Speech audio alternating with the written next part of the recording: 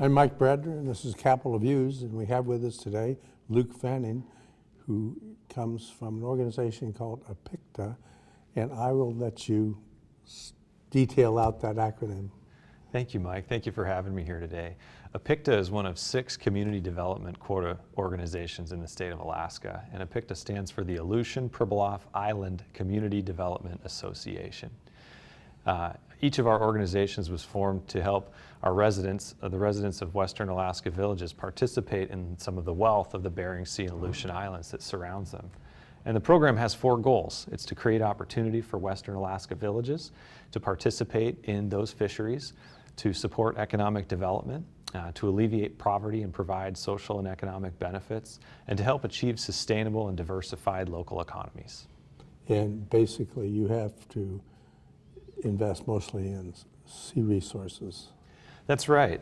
When the program was formed, 10% of the fishing rights of the BSAI, the Bering Sea and Aleutian Islands, in the federal fisheries were given to the 6 CDQ groups.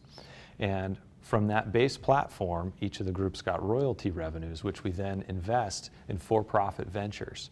And the goal is that we take the profits from those ventures and reinvest them into our communities in various community programs.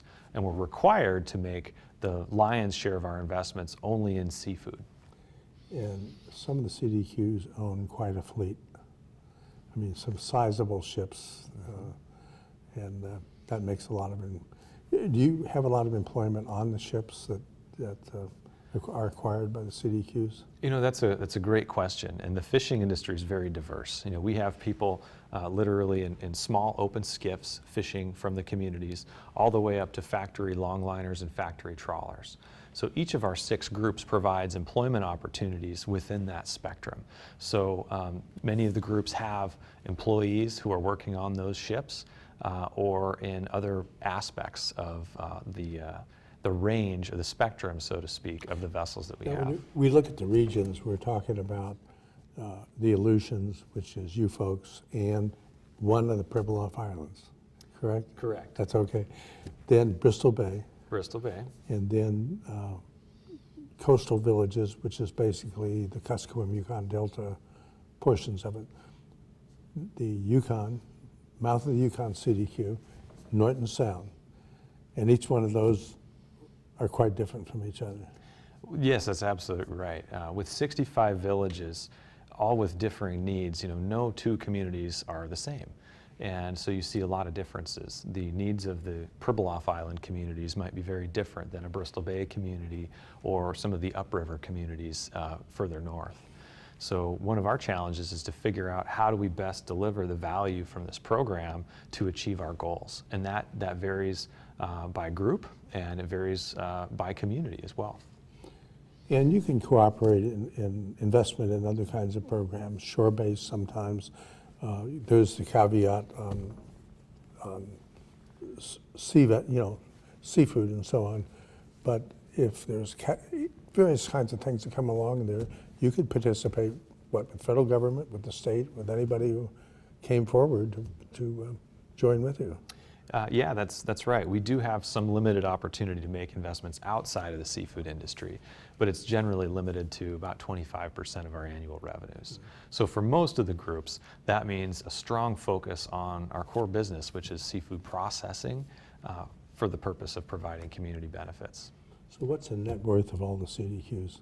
Well, you know, that's a great question. I asked that to somebody else. See what you say. Yeah, well, you know, I think it's a safe bet to say it's now over $1 billion. $1 billion. I mean, that's flabbergasting. You know, it's a really powerful thing. You know, so much of the seafood industry is headquartered in Seattle and Washington State, and so this program represents a very large component of Alaska's ability to participate in those fisheries. So it's from that small springboard that the CDQ program has grown into what it is today. And if you think about, you know, the power of that invested over time, the good that can do, the help that it can provide these communities over you know, the duration is really incredible. And they can give grants for social needs, local infrastructure, yeah. Scholarships. I mean, they're very heavy in scholarships, job training. Each of the groups provides quite a considerable amount of support for other projects.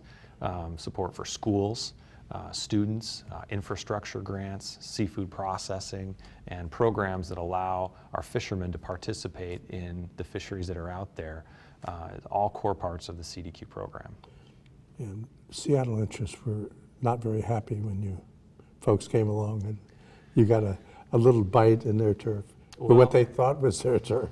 Well, you know, the fundamental problem with the fishing industry is every fisherman thinks that fish is theirs, Yes. and isn't necessarily willing to let up on it. And there are others better than me to tell the story of the history in that.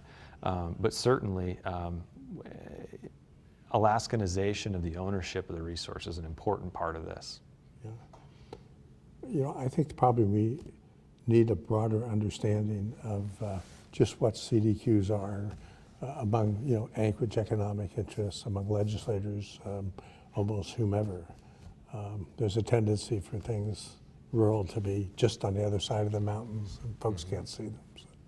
So, Luke, we're out of time, and it's been a pleasure having you here, and good luck with your ventures. And I'm Mike Bradner, and we've been talking to Luke Fanning with APICDA. Thank you.